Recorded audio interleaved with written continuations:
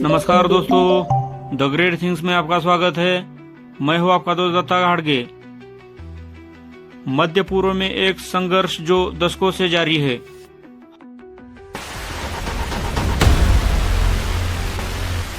हजारों जाने जा चुकी है, शहर तबाह हो चुके हैं और आज भी यह विवाद समाप्त नहीं हुआ।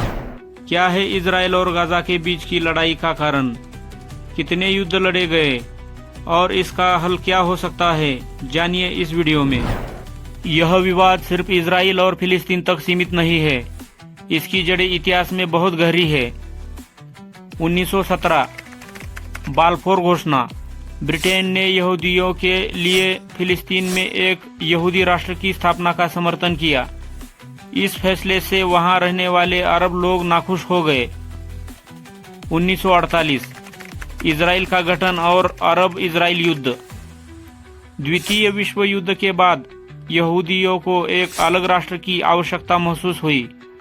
1948 में जब संयुक्त राष्ट्र ने इजराइल के गठन को मंजूरी दी तो अरब देशों ने इसे स्वीकार नहीं किया और युद्ध छिड़ गया। इजराइल ने यह युद्ध जीत लिया और अपने क्षेत्र का विस्तार कर लिया, जबकि गाजा पट्टी और वेस्ट बैंक अरब नियंत्रण में रहे। 1967 सिक्स डे वॉर। इजराइल ने इस युद्ध में गाजा पट्टी, वेस्ट बैंक और गोलन हाइट्स पर कब्जा कर लिया। यही कब्जा आगे चलकर संघर्ष का बड़ा कारण बना। अब तक यह सिर्फ एक क्षेत्रीय विवाद था, लेकिन इसके बाद इजराइल और फिलिस्तीनी संगठनों के बीच लगातार हिंसा बढ़ती चली गई। इस संघर्ष का महत्व। यह विवाद केवल दो गुटों की लड़ाई नहीं है, बल्कि यह पूरे मध्य पूर्व और वैश्विक राजनीति पर असर डालता है। धार्मिक महत्व। यरूशलेम यहूदियों, ईसाइयों और मुसलमानों के लिए पवित्र शहर है। राजनीतिक प्रभाव। अमेरिका, ईरान, सऊदी अरब और कई अन्य देश इस विवाद में गहरी दिलचस्पी रखते हैं। आर्थिक प्रभाव। मध्य पूर्व में तेल आपूर्ति पर इस संघर्ष का बड़ा असर पड़ सकता है।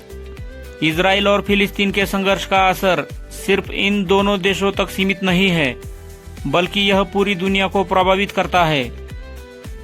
इजराइल का पक्ष।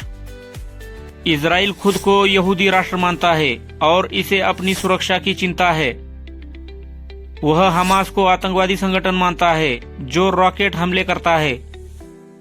उसका कहना है कि गाजा से आतंकी हमले बंद होने चाहिए। फिलिस्तीनी पक्ष। फिलिस्तीनी खुद को इस भूमि का असली निवासी मानते हैं और इजरायली कब्जे का विरोध करते हैं।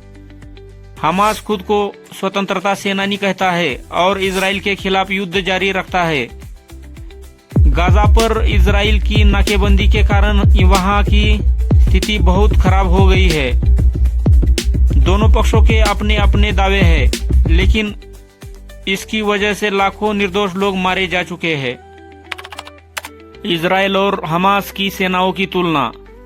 इजराइल उन्नत तकनीक, मिसाइल डिफेंस सिस्टम, आयरन डोम, शक्तिशाली वायुसेना और परमाणु हथियार क्षमता।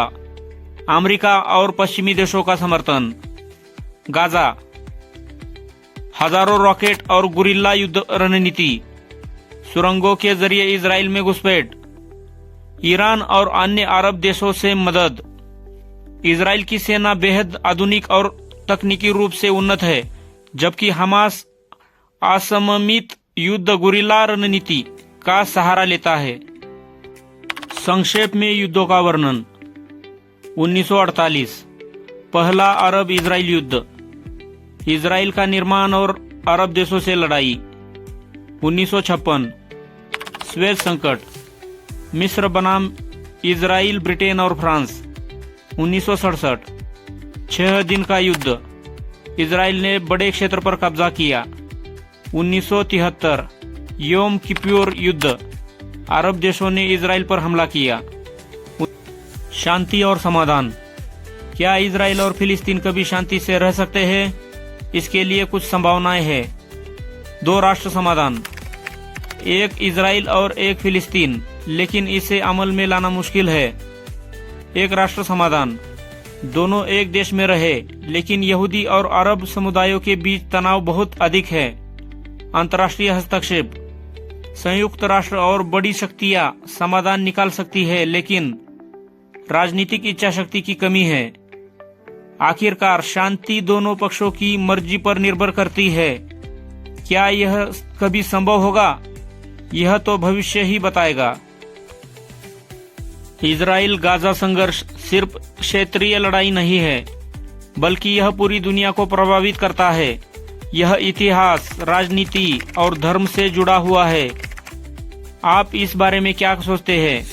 क्या कोई समाधान संभव है? हमें कमेंट में बताएं। वीडियो पसंद आया हो तो लाइक जरूर करें।